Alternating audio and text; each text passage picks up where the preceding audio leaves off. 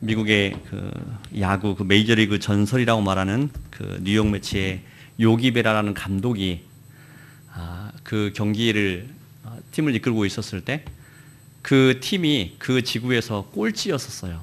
가지고 기자들이 물었습니다. 당신네 팀이 꼴찌인데 이대로 끝나는 거냐고. 그러니까 이 감독이 딱 그랬습니다. 아직 시즌이 끝난 것이 아니라고. 결국은 이 팀이 그 지구의 그 1등이었던 그 시카고 컵스 팀을 제치고 지구 우승을 해버렸어요. 그러니까 꼴찌로 있다가 막판에 뒤집은 거죠. 한국의 야구에서도 몇 년 전에 그런 일이 있었습니다. 일본과 경기를 하는데 3대 0으로 9회까지 지고 있다가 마지막 회에 4점을 빼가지고 이긴 적이 있었습니다. 그런데 그렇게 막판에 뭔가 이기고 나면 그 짜릿함이 있죠. 우리가 일본을 상대로 해서 이겼다는 것은 그 자체만으로 결승전 같은 의미가 있는데 더더구나 9회 말에 마지막 부분에서 역전승을 했다는 것은 굉장한 큰 감동이 있습니다. 최근에 미국의 유명한 대학교 교수 두 분이 이런 얘기를 했습니다. 능력주의는 허구다. 사실 우리의 가진 능력보다도 이 세상에 주어진 다른 환경들이 오히려 더 큰 영향을 미치기 때문에 그 사람의 능력을 제대로 발휘하지 못한다는 것입니다. 여러분, 한국에서도 그런 그 논란이 있죠. 수저 논란이 있습니다. 누구는 금수저다, 누구는 은수저다. 그런 말이 있습니다. 들어보신 적이 있지요. 그 수저 계급 논쟁이 있는데 어떤 사람들이 도대체 그러면 이 수저라는 것이 뭔가, 사실 중세시대 때부터 그 말이 기원이 되기는 했지만 지금 상태에서 그것이 그대로 이어지는 것은 아닙니다. 여러분, 수저 계급론이라는 것이 있는데 그 쉽게 말하면 어떤 건가 하면 저 사람이 원래 가지고 있는 집안의 배경이 있기 때문에 저 사람은 성공할 수가 있다. 저 사람은 열심히 노력해도 성공할 수 없다. 이렇게 판단을 해버린다는 것입니다. 요즘에 젊은이들 사이에서 이런 얘기가 있습니다. 지금 내가 가지고 있는 환경이 내가 평생 동안 노력을 하면 이 환경이 바뀔 것 같습니까? 하고 물음을 했을 때 바뀔 것 같다고 말하는 사람이 20%밖에 안 됩니다. 그러면 80%는 내 평생 내가 아무리 노력을 해도 내 가진 신분이나 내 가진 재산이나 내 모든 환경이 바뀔 수 없다고 생각하는 사람들이 많다는 것입니다. 문제는 뭔가 하면 이 비율이 점점 바뀔 수 있다고 생각하는 사람들이 점점 낮아진다는 것입니다. 인생 결정주의라고 하죠. 그러니까 예전에는 개천에서 용난다는 말이 있었는데 요즘에는 개천에서 용나기 어렵다고 말합니다.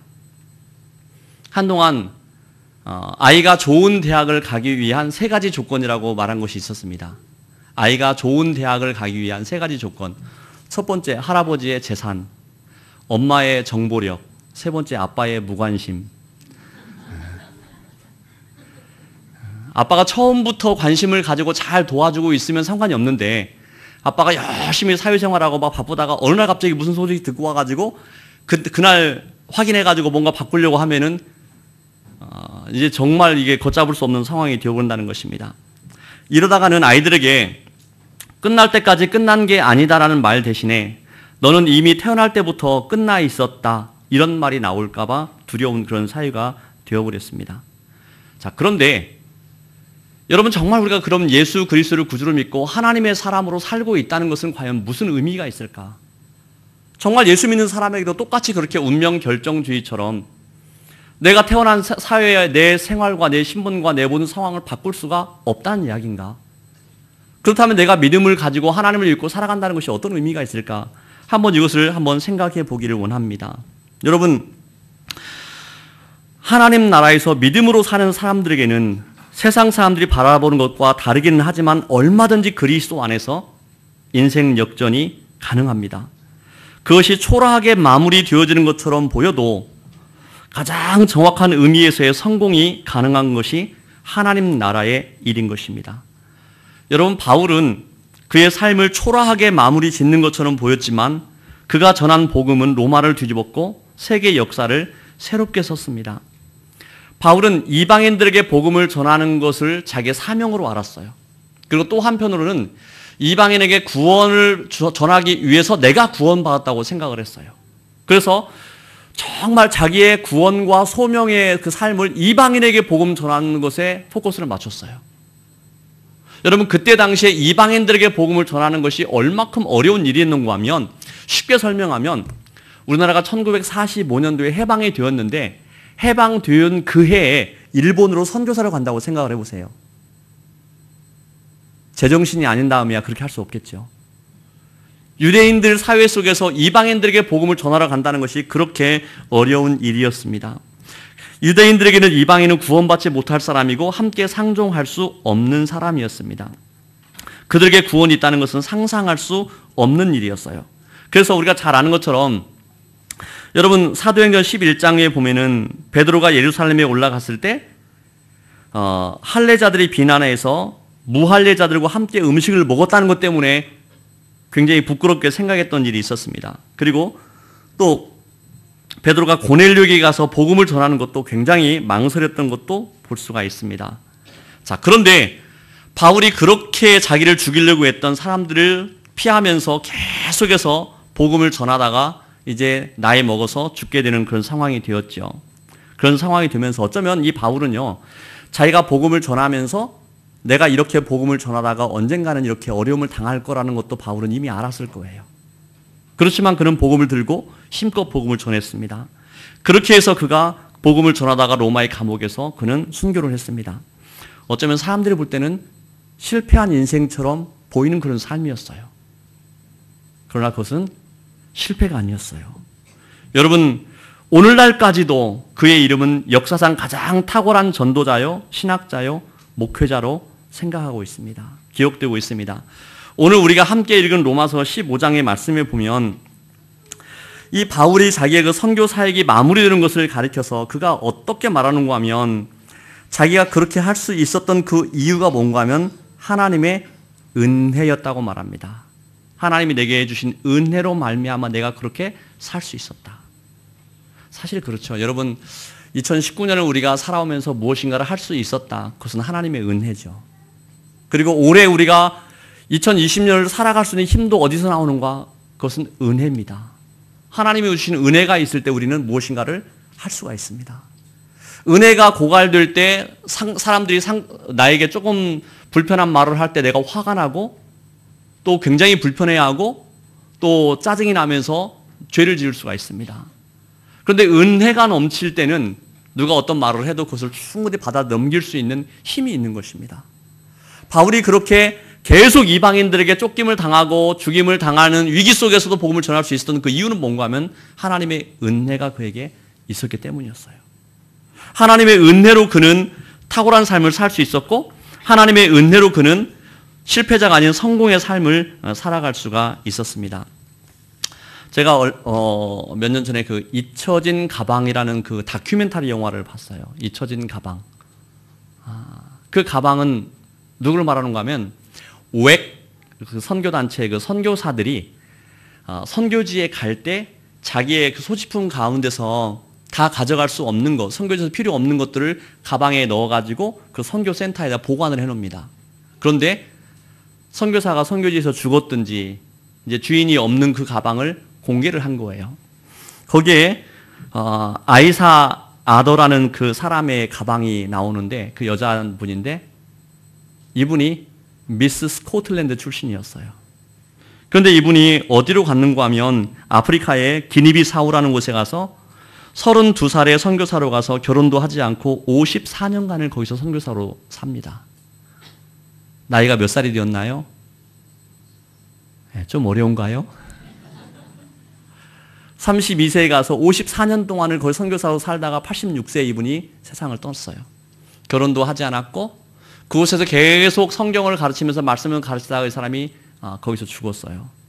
이 사람이 어떤 사람이었다고요? 미스 스코틀랜드였어요. 얼마나 예뻤겠어요. 그 여자의 가방을 열었는데 거기에서 미스 스코틀랜드 그 당선증이 나왔어요. 이렇게 우리 미스 코리아 뭐 이런 거 해가지고 그 했던 그것이 거기에 딱 나왔어요. 여러분들 그것을 보면서 얼마나 그 사람들이 감동이 되겠어요. 젊었을 때 그렇게 아름다웠던 그 사람이 자기의 모든 것을 내려놓고 아프리카의 기니비사우에 가서 54년간을 선교사로 살다가 거기에서 이분이 마지막 여러분 유튜브에 보면 그 동영상이 나오는데 거기에 보면은 아이사 아더가 크리올어로 마지막에 그 성경 번역하고 가르쳤던 그 내용을 가지고 요한계시록을 읽는 장면이 나옵니다. 내가 내 생애 여기서 끝나지만 주님 앞에서 다시 내가 함께 있을 것이고 내가 그 영광의 주님을 만날 거라는 그 기쁨과 기대감 때문에 그의 마음에 굉장히 기쁨이 있었어요. 그것을 젊은 사람들에게 나누면서 그 젊은 사람들이 나중에 거기서 고백을 합니다. 그분의 삶 때문에 내가 예수를 믿게 되었고 내가 하나님의 사람으로 이렇게 설 수 있었다고 그렇게 고백을 하는 모습이 나옵니다. 여러분, 우리는 믿음으로 현재에도 보아야 되지만 미래도 바라보아야 되죠. 디즈니 월드라는 것을 만든 월트 디즈니는 믿음으로 보았기 때문에 그 놀이공원을 만들 수가 있었습니다. 마틴 루터 킹이 인권운동을 할 때는 도저히 생길 수 없는 그런 분위기처럼 보였지만 그는 그것을 보았습니다. 여러분, 저는 생각하면서 요즘에 우리 젊은 청년들이 너무 비전이 없고 어떻게 보면은 내 생애를 어떻게 살아야 될지를 잘 알지 못하고 내가 이렇게 살다가 그냥 가는 것처럼 생각하는 것을 볼 때 너무 안타까움이 많이 있습니다. 그런데 또 한편으로 보면은 여러분, 우리 자라나는 어린 아이들 때부터 하나님 나라의 꿈을 가지고 살아가야 되는데 그렇게 하지 못하는 모습을 보면서 너무나 안타까운 마음이 많이 있습니다. 그래서 정말 이 땅에서 태어난 어린 아이들이 그 하나님 나라의 소망을 가지고 어릴 때부터 하나님의 사람으로 자랄 수 있도록 도와주는 그 일을 우리가 해야 된다는 그 마음이, 간절한 마음이 있습니다. 여러분, 잠깐 이제 지금부터 한번 그 파워포인트를 한번 잠깐 보면서 한번 말씀을 좀 나누도록 하겠습니다. 한번 첫 번째 장면을 한번 보여주세요. 여기 보면은 미국의 그 라이프웨이 리소스라는 거기에 그 탐 레이너라는 사람이 있습니다. 그 사람이 이제 이렇게 세대를 구분을 했었어요. 1927년부터 45년까지 이 빌더스라고 하는데 건축자들, 이 사람들은 이 디지털 가지고 지금 세대 구분을 했는데 디지털 외국인들이에요. 이때 태어난 사람들은 스마트폰 이런 것들에 대해서 너무 이제 익숙하지 않은 그런 세대들이죠. 그 다음에가 46년에서 64년까지가 베이비 부모, 이때 이제 아이들이 많이 태어나는 그런 때였는데 디지털 세계로 이민 온 사람들이에요. 여러분, 이민하고 이사는 다르죠? 외국에서 온 거예요. 이때 태어난 사람들은 디지털 쓰기는 쓰지만 이민자들이에요. 여러분, 그 이때 연령대 사람들이 스마트폰을 보면은 스마트폰을 잘 활용을 하죠. 그럴까요? 여러분, 이때 태어난 사람들에게도 스마트폰에 설명서가 필요가 없습니다. 왜 필요 없어요? 봐도 모릅니다. 그런데 그 뒤에 디지털 이사한 사람들이고 그 다음에는 디지털 시대에 태어난 사람들이에요. 이 디지털 시대에 태어난 사람들에게도 설명서가 필요가 없어요. 왜? 안 봐도 압니다. 그래서 나이 먹은 사람들은 스마트폰을 쓰려고 할 때 잘 모르면 누구한테 물어봐요? 아이한테 물어보죠. 아이는 의기양양하면서 자신 있게 가르쳐주죠. 처음에는 좋았어요. 그걸 한번 배웠으면 알아야 되잖아요. 알고 있나요? 잊어버리죠. 그 다음에 또 물어보면 두 번째까지는 잘 가르쳐줘요. 그리고 또 잊어버려가지고 세 번째 물어보면 짜증을 내죠. 몇 번을 말해도 모르냐고. 야, 네가 내 나이 되어봐라. 그러게 되기 전까지는 이해를 못하죠. 자, 그 다음에 태어난 세대는 우리가 뭐라고 불러할지 모르겠어요. 자, 그 다음 장면 한번 보세요. 자, 그런데 여기에 이제 안타까움이 있습니다. 45년까지, 이 미국의 통계입니다. 45년까지 태어난 이 빌더스들에게는 65%가 기독교인이었어요. 그 다음 세대는 35%, 그 다음에는 16%. 그런데 나중에 태어난 이 Y세대는 4%밖에 복음적인 기독교인이 없는 거예요. 이것이 미국만의 문제일까요? 그럴 것 같습니까? 예, 그 다음에 이제 상황을 한번 보면서 한번 보겠습니다. 그 다음에 한번 보세요. 여러분, 그 다음 장면 넘겨주세요. 예, 한국교회가, 저기 한국교회 미래지도라는 그 최인식 목사님의 책입니다. 제가 저 책 설명하러 온 건 아니에요. 그런데 여기 보니까 2005년도 통계로 한국에 850만 명의 기독교인이 있다고 그랬어요. 정부 통계입니다. 왜 정부 통계라는 것을 말하는 거 하면, 여러분, 해마다 교단별로 자기네 교세 보고를 정부에다 보고를 합니다. 대한예수장로회 합동교단이 교인이 몇 명입니다 하고 보고를 해요. 통합교단도 몇 명입니다 하고 보고를 해요. 교단마다 다 보고를 합니다. 침례교, 성결교 다 순복음 보고를 해요. 그런데 그 보고서 낸 것을 다 합치면 우리나라 인구보다 많습니다. 어떻게 설명을 해야 할지 모르겠지만 어쨌든 교단의 통계 보고를 다 합치면 우리나라 인구보다 많아요. 그래서 정부 보고를 말하는 겁니다. 자, 근데 2060년에는 기독교인이 줄어들 거라고 말합니다. 예, 그 다음 장 보여주세요. 여러분, 주일학교가 우리가 다 같이 인정하기는 1960년, 70년도에 80년대까지 주일학교가 많았어요. 어떤 교회는 어른들보다 주일학교가 더 많았어요. 그리고 그때 당시의 특징은 엄마 아빠가 교회를 안 나와도 아이들만 나오는 애들이 그때는 굉장히 많았습니다. 사실 그때 자랐던 어린 아이들이 지금 이제 한국 교회에 기둥 같은 역할을 지금 다 하고 있습니다. 예, 그 다음 장면 보여주세요. 자, 그런데 현재가 어떻게 됐는가? 50%의 교회가 주일학교가 없습니다. 여러 교단에서 발표한 것을 봐도 별 차이가 없어요. 50%가 주일학교가 없습니다. 예, 그 다음 장면 보여주세요. 자, 이게 여러분 글씨가 좀 잘 안 보일 수도 있는데 이게 정부에서 10년마다 한 번씩 그 조사를 합니다. 인구 그 전체 그 조사를 하게 되는데 95년 통계, 2005년 통계, 2015년 통계, 2015년 통계가 15년 말에 조사해서 16년 말에 발표가 됐어요. 거기 보면은 예, 잘 보이지 않아도 두 번째 처음에 시작할 때 두 번째에 있는 것이 기독교입니다. 파란색이 기독교가 850만, 840몇만에다가 970만으로 늘어났습니다. 그래서 기독교인이 가장 많은 종교라고, 그러니까 한국에서 가장 많은 신도를 가지고 있는 종교 단체가 기독교라고 그렇게 발표가 되었습니다. 자, 그런데 제가 저걸 보면서 마음에 좀 신뢰감이 안 들었어요. 어떻게 저런 통계가 나왔을까? 우리가 볼 때는 기독교인이 줄어든 것 같은데. 그런데 제가 그때 뭘 느꼈는가 하면, 여러분, 이 조사는 전수조사는 아니었어요. 샘플 조사였어요. 그래도 물론 통계청에서는 조사가 정확하게 할 수 있도록 노력을 했겠죠. 자, 그리고 또 한 가지는 번쩍 떠오른 것이 뭔가 하면 기독교 이단이에요. 여러분, 기독교 이단이 자기가 뭐라고 표시를 했겠어요? 불교에다 표시하지 않았을 거 아니에요. 그렇죠? 예, 저기는 이단도 포함된 그런 상황입니다. 그 다음 장면 보여주세요. 자, 그런데 예, 이 글씨는 더 안 보이죠? 더 안 보이는데 색깔만 볼 필요가 있습니다. 중간에 빨간색과 초록색이 있습니다. 자, 연령별로 나눠봤습니다. 그랬더니 39세까지는 빨간색인데 줄어들었어요. 40살 이상은 초록색인데 늘어났습니다. 그러니까 기독교인이 늘어난 것이 어디가 늘어난 거예요? 40살 이상이 늘어났습니다. 39세까지는 인구에 비해서도 턱없이 많이 줄어들었습니다. 그 다음 장면 보여주세요. 그러면 저걸 보면은 맨 오른쪽에 지금 오렌지색 부분이 증감이 지금 최근 2015년 통계인데 처음에 39세까지는 그 부분이 다 줄어들었어요. 40살 이상부터는 다 늘어났습니다.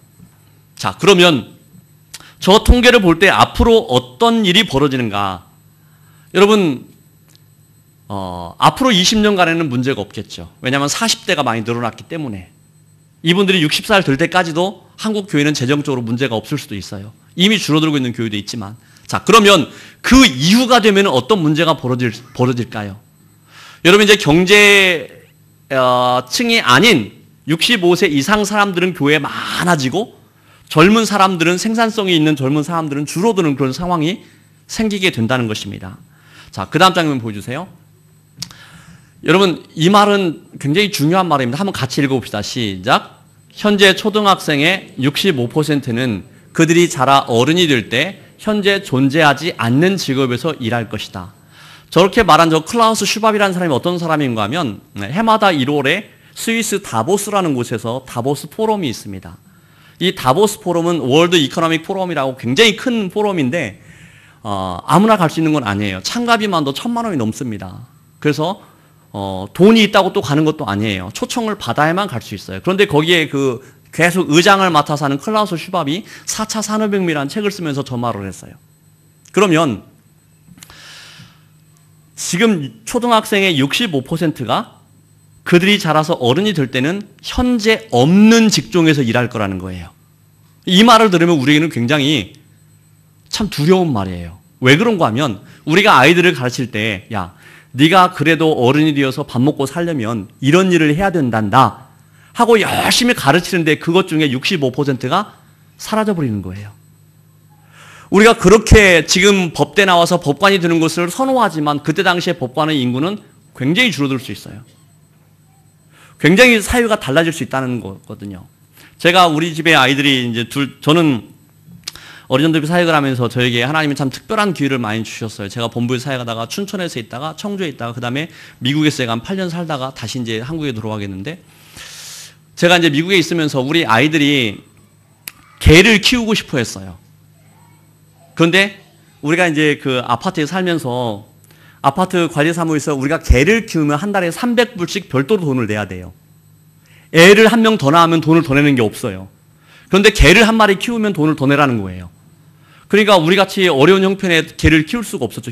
안 된다고 절대로 돈 때문이 아니라 저는 털 날리는 게 싫어가지고 이제 못 키우겠어요. 그런데 우리 아이가 대학교 다니는데 이 대학교 다니고 있는 이 아들에게 다른 친구들이 생일 선물로 개를 사준 거예요. 그래가지고 개를 대학교 다닐 때부터 키웠어요. 그런데 이 개가 지금 한 4년, 5년을 키우는데 한 번도 똥오줌 실수로 한 적이 없어요. 그런데 똑똑한 개죠. 근데 이 개가 처음에 개를 데려다가 키울 때 개를 데리고 가면은 2주간 동안 훈련시켜주는 데가 있어요. 그래가지고 똥오줌 가리는 것도 명령어도 이렇게 훈련시켜줘요. 그래가지고 거기를 딱 갔다 오잖아요. 그러면 우리 애가 달라졌어요가 아니라 우리 개가 달라졌어요예요. 거기 갔다 온 개하고 그렇지 않은 개하고는 확연하게 다른 거예요. 그 훈련시켜주는 것만도 하나의 직업인 거예요. 여러분 우리가 어렸을 때는 그런 직업 상상도 못했잖아요. 직업이 계속해서 생겨나는 거예요. 아주 새로운 직종이 생겨나는 거예요. 그런 시대에 지금 우리가 살고 있습니다. 자, 그런데 여러분 의사도 그렇고 모든 직업들이 앞으로는 이게 굉장한 변형되는 가운데서 달라진다는 거예요. 그러면 우리가 우리 아이들에게 뭘 가르쳐야 된다는 얘기인가? 이게 우리에게는 좀 자신감이 없어지는 거예요. 그런데 한 가지 분명한 게 있어요. 그게 뭘까요? 그것은 하나님의 말씀을 가르치는 거예요. 여러분 시대의 변화가 하나님의 허용하심 속에서 되어지는 거예요. 과거에도 역사의 주인은 하나님이셨고 지금 이 땅의 역사의 주인도 하나님이시고 앞으로 10년이 가든 100년이 가든 그 역사의 주인은 하나님이셔요. 하나님이 사람을 세우시고 하나님이 그 사람을 존귀히 여기고 위치에 세워줄 때 그 사람은 하나님 앞에서 어떤 역할을 감당할 수가 있는 거예요. 여러분 다니엘이 그랬고 모르드게가 그랬고 요셉이 그랬고 하나같이 어려운 환경에 있었지만 하나님 앞에서 그들이 바르게 세워졌을 때 그 사람들 통해서 하나님은 놀라운 일들을 이루신 거예요. 그건 앞으로도 계속 그렇게 될 거예요. 자, 그 다음 장면 보여주세요. 그래서 우리가 우리 아이들에게 무엇을 가르쳐야 되는가? 하나님의 말씀을 가르쳐야 돼요. 그 말씀 속에서 지혜를 얻고 말씀 속에서 이 아이가 뿌리를 내리고 살아갈 수 있도록 도와줘야 한다는 것입니다. 우리에게 계속해서 어려운 점은 있습니다. 그 다음 장면 보여줘보세요. 여러분 어린이 인구가 해마다 줄어들고 있어요. 제가 2001년도부터 통계를 봤을 때 2019년 왔을 때 만 15세 이하의 연령대 어린이는 250만 명이 줄어들었어요. 앞으로 이것은 더 줄어들 거예요. 그 다음 장면 보여줘보세요. 그 이유가 왜 그런가 하면 지금 이제 사람들이 3포 시대, 5포 시대, 7포 시대가 돼버렸어요. 결혼도 포기하고 다 포기하고. 저는 이제 우리 본부의 사역자들을 보면서 참 결혼을 할 때가 되고 사람이 있으면 결혼을 하라. 결혼을 해야 된다. 뭐 준비를 얼마나 할 건데. 10년 준비하면 네 마음에 드는 만큼 준비가 될 거냐고. 그거 아니지 않냐고. 그렇게 어려움 가운데서 결혼을 하라 해가지고 결혼을 해가지고 정말 그 반지하 어려운 데서 시작해가지고 사는 사람들을 보면 너무 예뻐요. 그런 사람들에게 하나님은 은혜를 주셔요. 결혼을 해야 돼요. 그런데 이게 자꾸 나이가 먹어가면서 결혼을 안 해요. 결혼을 해도 아이를 안 낳는 거예요. 저기 보면은 조출산율이라고 그 성인 가임할 수 있는 여성 한 명이 일생 동안 아이를 낳을 수 있는 확률이 지금 이제 1이 되어야 본전인데 1도 안 되는 거예요. 2가 되어야 사실은 본전이에요. 남자 여자가 결혼해서 2가 되어야 맞는 건데 1도 아니고 너무 낮으니까 앞으로 인구가 점점 줄어들 거라는 거예요. 자, 그 다음 장에 먼저 보세요. 자, 이 4차 산업혁명 시대가 되었는데 이제 점점 가면 갈수록 사람들의 생각이 달라지고 노는 문화가 달라지고 실제로요. 여러분 그 미국의 어떤 큰 그 마켓에서 고등학교 다니는 딸 아이에게 편지가 왔어요. 선전이 왔는데 뭐가 왔는가 하면 출산용품을 파는 카다로그가 온 거예요. 그걸 보고 아버지가 굉장히 화가 나가지고 어떻게 고등학생 우리 딸한테 이런 걸 보내냐고 막 항의를 했어요. 2주 지난 다음에 자기 딸이 임신했다는 것을 알았어요. 이 어떻게 된 일일까요? 요즘에 이 빅데이터는요. 저 사람의 소비 패턴을 보고 저 사람이 90% 이상 저 사람은 아기를 가졌다. 그걸 아는 거예요. 요즘의 사회가 그런 세상입니다. 내가 어디를 간다고 여러분 그 핸드폰의 그 정보만 가지면 그 사람의 모든 것을 알 수 있을 만큼 돼버려요. 내가 언제 어디 갔고 오늘 하루의 저의 행적 동안만 내 핸드폰은 다 그 이미 메모가 돼 있을 거예요. 그게 오늘날에 우리가 살아가는 세상이에요. 요즘에 어린 아이들이 이 핸드폰 하나만 가지면 다른 거 다 필요 없습니다. 옛날같이 길거리 노는 애들도 없어요. 그냥 그거 하나 가지고 노는 그런 사회가 지금 되어버렸습니다. 자, 그런 가운데 다음 장면 한번 보세요. 어린아이의 복음화율이 한국도 4%밖에 안 된다 그래요. 여러분 한 반에 지금 20명에서 30명 되는 아이들 중에서 교회 다니는 애들이 한 반에 한두 명밖에 안 돼요. 어떤 반은 4명인데 그 중에 2명이 이단이래 또. 정말 왜 그러면 우리가 전도를 해야 되는가? 아직도 학교에 예수 믿지 않는 아이들이 너무나 많이 있기 때문에 그러는 거예요. 어린아이가 전체 인구가 줄었기 때문에 우리가 전도를 한다? 그게 아니에요. 전도를 해야 되는 거예요. 반드시 나가야 되는 거예요. 그렇게 나가야 되는데 그렇게 하지 못하는 경우가 너무나 많이 있는 것을 볼 수가 있습니다. 그 다음 장면 보여주세요. 그래서 우리가 아이들에게 반드시 복음을 전해야 돼요.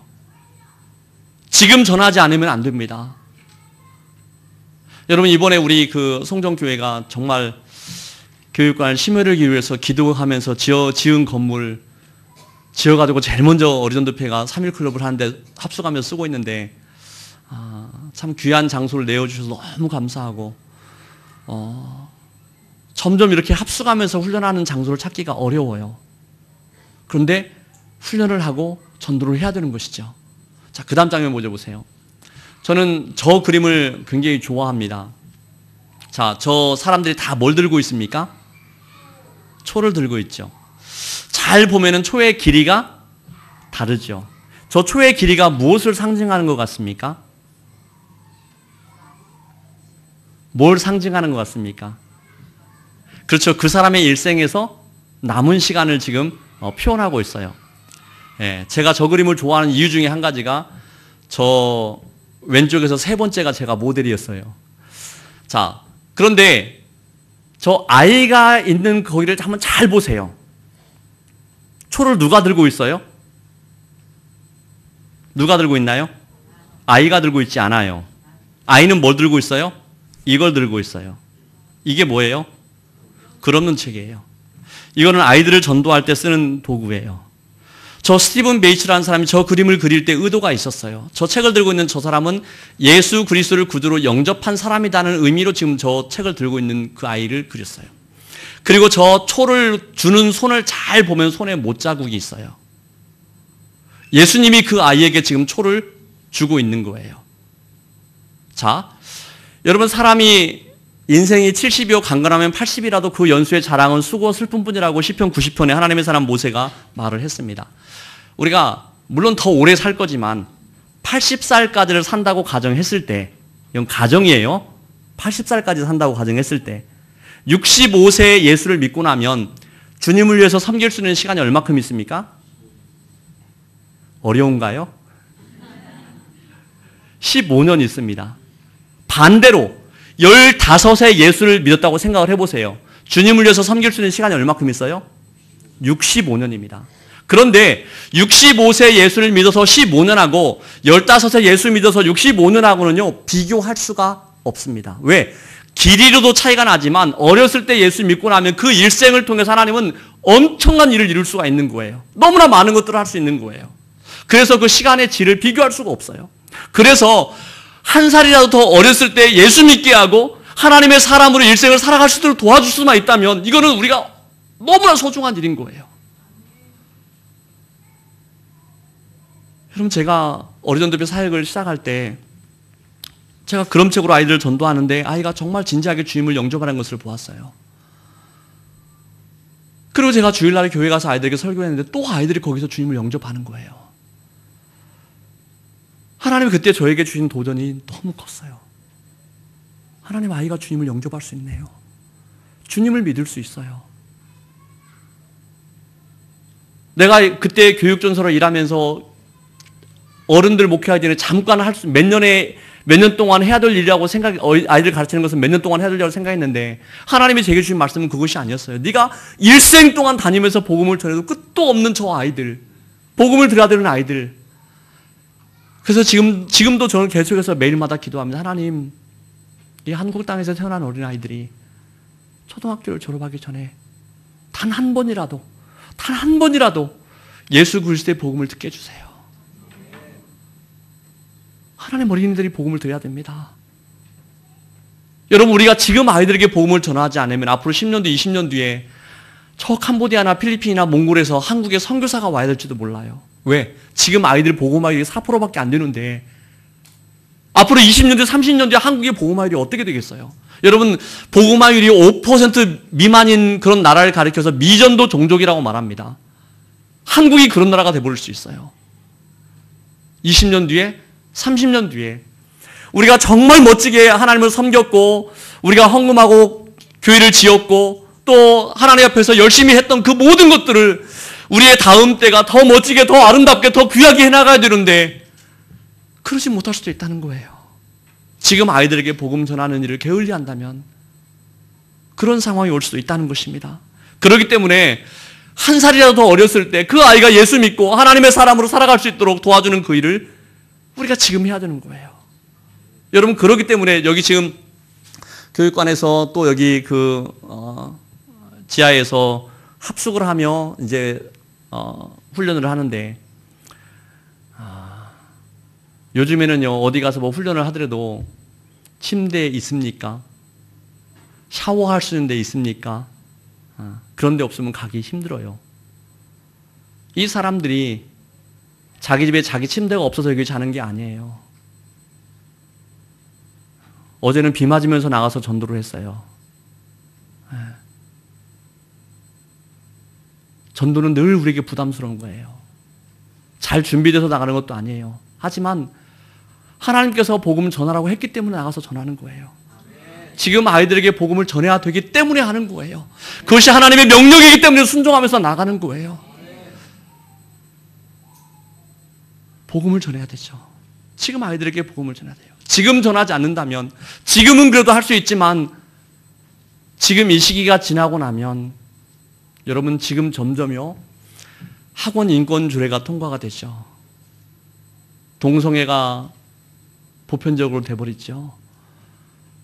여러분, 이제 엄마가 아이에게 교회 가자고 하는 것도 애가 싫어하면은 강요를 못하는 사회가 돼버려요. 조금 더 지나면 얼마나 큰 어려움이 올지도 몰라요. 지금 해야 되는 거예요. 지금 전도해야 되는 거예요. 그래서 우리가 계속해서 복음을 전하는 거죠. 예, 그 다음 장면 보여주세요. 예, 그래서 우리가 어떻게 하든지 우리 아이들에게 예수 그리스도의 복음을 전해야 됩니다. 예, 그 다음 장면 보여주세요. 예, 지금 이게 우리 어린전도회에서 하는 전도 중에서 지금 3.1클럽 전도자 훈련을 지금 여기서 사복을 하고 그 다음 장면요. 예, 우리 어린전도회에서 가장 기본으로 전도하는 것이 새서식반 전도예요. 동네 아이들을 집으로 초청해서 거기서 1시간 정도 복음을 듣고 그 아이들을 교회로 인도하는 프로그램이에요. 지금 이제 교회가 점점 교회 위치가 어디 있든지 구역은 전 시내가 다 있어요. 그렇죠? 여러분, 여기 교회 성도들이 이 동네만 있는 건 아니잖아요. 전체가 다 있어요. 모든 성도들이 이제 나서야만 아이들도 전도할 수 있어요. 그게 이제 그렇게 돼야 되는 거예요. 그 다음 장면 보여주세요. 지금 이제 집에서 또 학원에서 또 어디 놀이터에서 또 함께 모일 수 있는 곳에서 아이들을 모아서 복음을 전하는 것입니다. 그 다음 장면요. 사실 미국에서는 이게 학교 방과 후 클래스로 공립학교에서 새식반을 하고 있어요. 미국 전체에서 한 4,500개 정도 학교에서 이 새식반을 하면서 아이들에게 복음을 전해요. 저도 제가 그 미국에 있을 때 정말 여러 학교를 다니면서 그걸 하는 것을 함께 동참하기도 했는데, 어쨌든 그런 상태인데 한국에서는 학교에 못 가기 때문에 집에서 모아서 복음을 전합니다. 그 다음 장면요. 예. 크리스마스 때 아이들 또 모아서 파티 전도를 해요. 여러분, 크리스마스가 어떤 날인지 설명만 해줘도 전도가 되는 거예요. 그렇죠? 크리스마스가 어떤 날이에요? 예수님이 오신 날이잖아요. 예수님이 왜 오셨어요? 오셔서 어떤 일을 이루셨나요? 설명만 해줘도 복음을 전하는 거예요. 제가 크리스마스 파티 클럽을 하면서 어느 33평 아파트에서 했는데 그 집에 아이들이 초등학교 4학년짜리 아이가 열심히 특시민회가 있었어요. 그래서 이 친구가 아파트 1층에다도 파티 한다고 포스터 붙이고 학교에다가도 막 붙이고 막 초청장 애들 다 나눠주고 해가지고 파티 클럽 한다고 딱 모였는데 33평 아파트인데 애들이 80명이 온 거예요. 그 아버지 장로님이 자기 집에서 뭐 한다고 그러니까 케이크 하나 사가지고 딱 왔어요. 집에 문 앞에 딱 오는 순간에 이분이 기절할 정도. 왜냐하면 그 입구부터 신발이 쫙 있는데 그 안에 공간은 공간마다 애들로 꽉 차 있는 거예요. 네. 여러분, 크리스마스 파티 클럽, 이걸 통해서 아이들에게 효과적으로 정말 복음을 전할 수 있습니다. 그 다음 장면요. 예. 우리가 지난해 한 해 거의 한 30만 명 아이들에게 해마다 어린이전도비를 통해서 복음을 전하는데 새소식반이 제일 많아요. 10만 명 넘게 아이들을 만나고 있어요. 직접 아이들의 얼굴을 대면하면서 복음을 들은 아이들만 저렇게 되는 것입니다. 예, 그 다음 장면 보세요. 예, 우리가 이것을 위해서 계속해서 훈련을 받아야 돼요. 훈련을 받아야만 전도에 대한 열정이 생겨나고 전도를 계속 할 수 있어요. 여러분, 훈련을 받지 않으면 내가 그 분위기에 무뎌져 버릴 수 있습니다. 그 다음 장면이 이게 동영상이 될지 모르겠는데 한번 동영상을 한번 틀어줘 보세요. 한 2분 정도 된 동영상입니다. 안 되나요?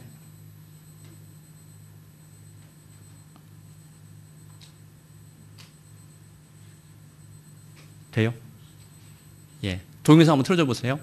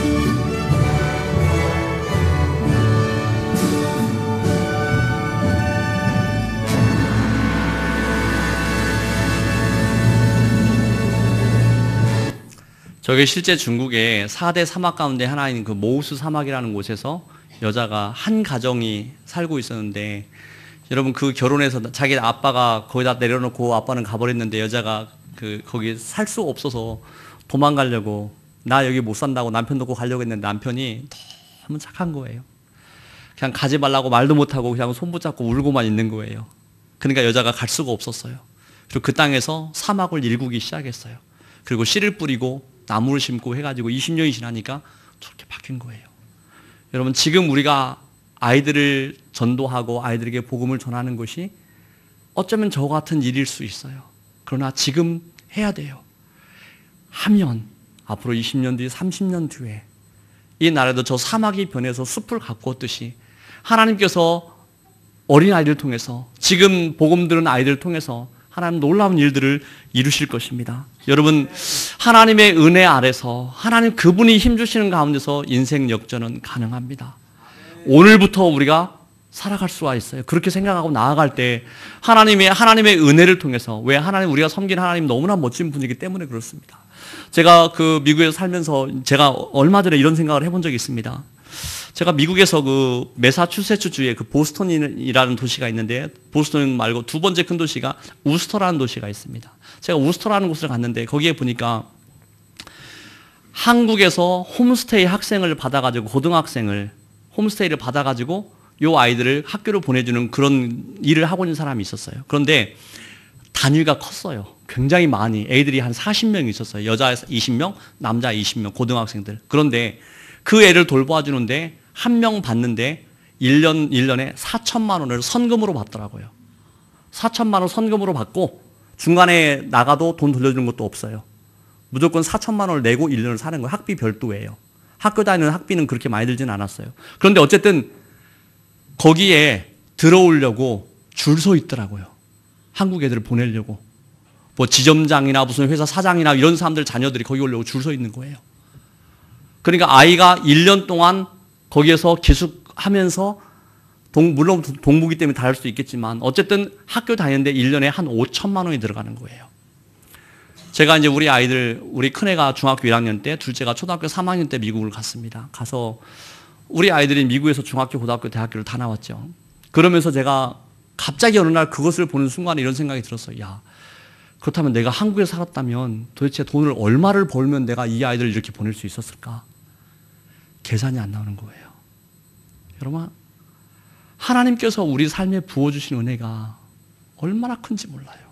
내가 하나님의 말씀대로 살려고 하고 하나님 붙들고 나아가려고 할 때 하나님께서 은혜를 주시고 우리 삶에 말할 수 없는 은혜를 부어주시는 거예요.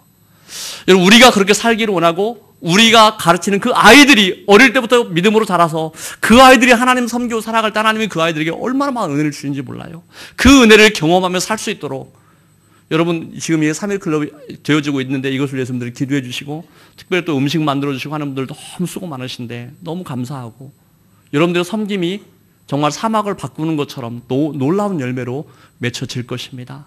또 이 교회가 그 일을 위해서 정말 귀하게 쓰임받고 앞으로 계속해서, 제가 오늘 목사님과 식사하면서 얘기 나누면서 정말 참 목사님도 귀하시고 또 우리 장로님들, 우리 성도들이 너무나 귀하다는 생각이 들었습니다. 이 교회가 앞으로 10년 뒤, 20년 뒤에 더 많은 하나님의 사람들이 또 더 많이 세워져서 더 아름답게, 더 귀하게 쓰임받는 그런 교회로 세워지기를 주님의 이름으로 축원합니다. 기도하겠습니다.